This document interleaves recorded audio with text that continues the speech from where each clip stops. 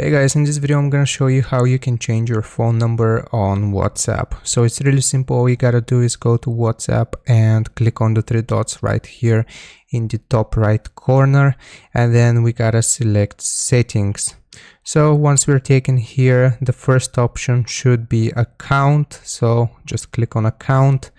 And then the third option is called change number. So if we select it, it will give us some information about how the number change works. So it will tell you that it will migrate your account info, groups and settings.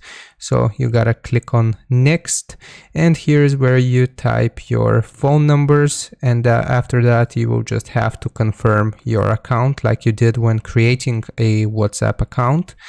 And that's it. It will notify your contacts that you have changed your phone number and you will be good to go. So hope this was helpful and informative. Don't forget to like and sub, and I'll see you next time.